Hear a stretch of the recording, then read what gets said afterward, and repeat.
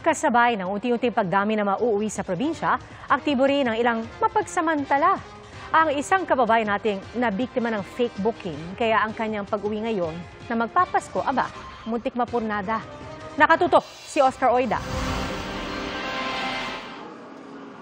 Init na init at halos di makapwesto ng maayos ang mag-inang ito sa passenger drop-off ng Northport Passenger Terminal sa Maynila kaninang tanghali.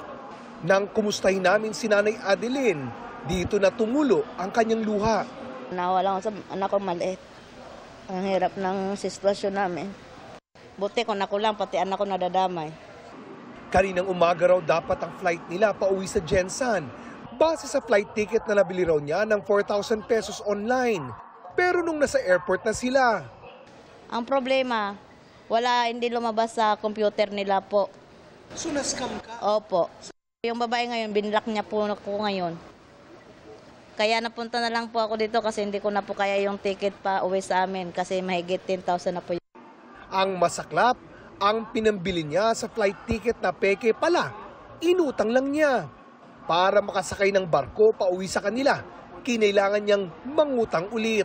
Pero ang pinakamaagang biyahe na nakuha niya ay sa Martes pa ng umaga. Maghintay na lang kami kasi yun lang ang mura na ko namin eh. Ang hirap po sir kasi wala pa kaming pera, wala na kaming allowance.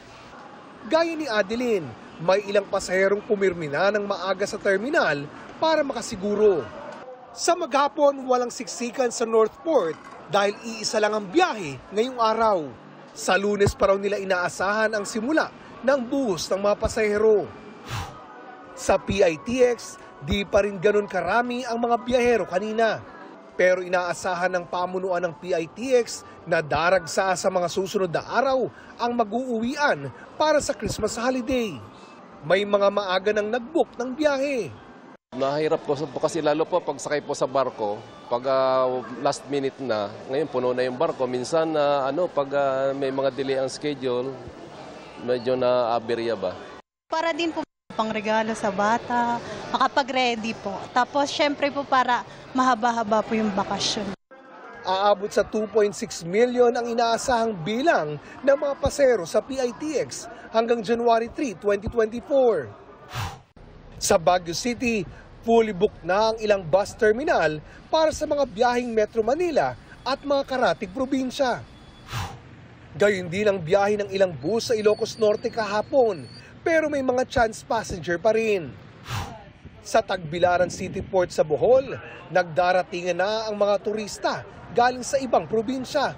Sapat naman ang mga barko. Sa Batangas Port, hindi pa marami ang pasahero, pero ayon sa Philippine Coast Guard, posibleng dumami yan habang papalapit ang Pasko. Normal pa rin naman ang operasyon ng mga paliparan sa Metro Manila sa buong maghapon. Para sa GMA Integrated News, Oscar Oida, nakatutok 24 oras.